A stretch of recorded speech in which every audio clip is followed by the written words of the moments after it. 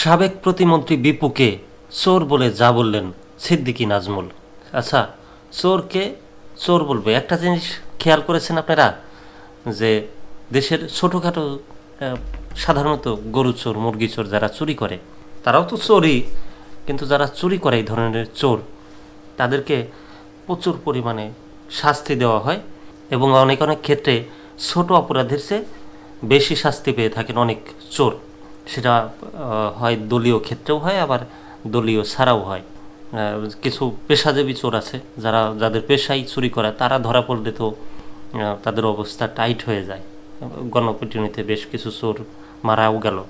তো কোটি কোটি যারা চুরি করে, যারা কোটি কোটি অর্থ চুরি করে, কোটি টাকার অর্থ, কোটি টাকার সম্পদ, ব্যাংক লুট করে, তাদেরকে চোর বলা যায় না, বা তাদের বিরুদ্ধে লেখা যায় না, তাদের বিরুদ্ধে কথা বলা যায় না, কলম ওঠানো যায় না। অনেক সময় হয় এরকম।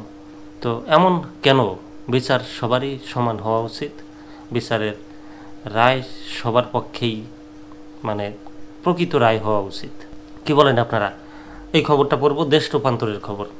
সাবেক প্রতিমন্ত্রী বিপুকে চোর বলে যা বললেন সিদ্দিকী নাজমুল। যারা লুটপাট করে আওয়ামী লীগকে শেষ করেছে তাদের বিরুদ্ধে লেখা যাবে না, তাদের পক্ষে লিখে তাদের সব হালাল করতে আমাদের পরিবার জীবন দিবে।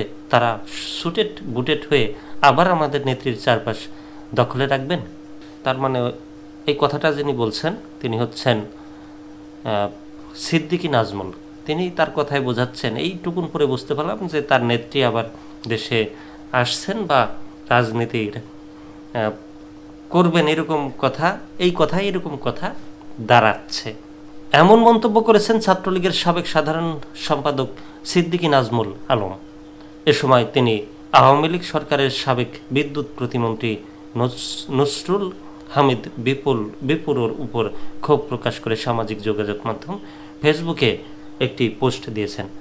বৃহস্পতিবার 10 এপ্রিল রাতে দেওয়া ফেসবুক পোস্টে বিপুকে সর্বকালের সেরা বিদ্যুৎ চোর হিসেবে আখ্যা দেন ছাত্রলীগের সাবেক এই সাধারণ সম্পাদক। তিনি পোস্টে লেখেন, যেই শালারা, সরাসরি শালারাই বলেছেন, তিনি পোস্টে লিখেন, যেই শালারা লুটপাট করে দলটাকে শেষ করলো, অতিরঞ্জিত অতিকথনে টেলিসামাদ স্টাইলে রাজনীতিকে জোকারিতে পরিণত করলো, তাদের বিরুদ্ধে লিখলেই এক দলের জ্বালা ওঠে। এভাবে যে এখন ঐক্যের সময়, এখন এগুলো লেখা যাবে না, আবার ক্ষমতায় গেলে এসব নিয়ে আলোচনা করা যাবে। মোট কথা, তাদের কথা হলো আমরা তাদের পক্ষে লিখে তাদের সব হালাল করব, আমরা আমাদের পরিবার জীবন দিবে, আর তারা সুটেড বুটেড হয়ে আবার আমাদের নেত্রীর চারপাশ দখলে রাখবে। মানে ছাত্রলীগের এই নেতা, তিনি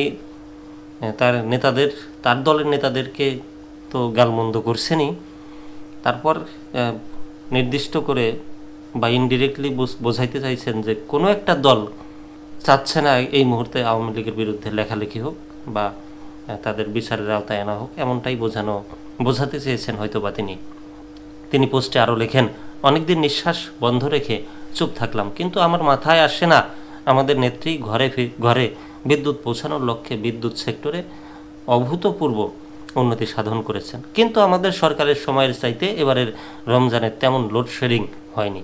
তার মানে হলো প্রধানমন্ত্রীর চোখ ফাঁকি দিয়ে বিদ্যুৎ চোর বিপু এবং কিছু বিদ্যুৎ চোর আমলাদের সমন্বয়ে কৃত্রিম লোডশেডিং তৈরি করত এবং নিজেদের পছন্দের পাওয়ার প্ল্যান্ট ব্যবসায়ীদের রমরমা একচেটিয়া ব্যবসা করার সুযোগ করে দিয়ে সিন্ডিকেট করে কমিশন কামাত।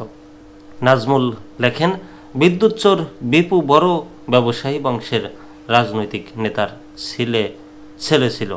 আমাদের নেত্রী ভালো চিন্তা করেছিল, মনে করেছিল বড় লোকের ছেলে দায়িত্ব দিলে দুর্নীতি করবে না, কিন্তু না, নেত্রীর বিশ্বাস ভেঙে দিয়ে সর্বকালের সেরা বিদ্যুৎ চোরে পরিণত হয়েছে বিপু।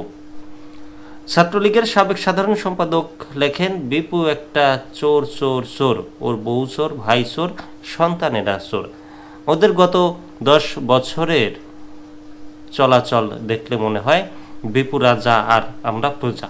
বিপুর সমস্ত ব্যবসা বাণিজ্য বিএনপি জামাতের নেতারা অংশীদারিত্বের ভিত্তিতে দেখাশোনা করছে। বিপুরা ক্ষমতা এবং টাকার কারণে নিজেদের ঈশ্বর মনে করত চরিত্রহীন লম্পট পরিবার বিপুর পরিবার ওই পরিবারের পুরুষদের চাইতে নারীরাও পিছিয়ে নেই। দে আর পারভেটেড বাই সোশ্যালি অ্যান্ড সেক্সুয়ালি বিপুচোর এই চোরের চুরির কারণে এবং বিপুর কেরামতিতে রাজনীতিতে কে রাজপথ থেকে এসি রুমে চলে গেছে, 5 স্টারে নিয়ে গেছে। যাই হোক, সে অনেক কথা আরও অনেক কথা লিখছে। তার মনে অনেক ক্ষোভ, নিজেদের দলের নেতাকর্মীদেরকে নিজেরাই গালমন্দ করছেন। তবে এই গালমন্দটা যদি আরও আগে করতেন তাহলে হয়তোবা মানুষের বাহবা পেতেন। এখন তিনি হয়তোবা সেই বাহবাটা আর পাবেন না।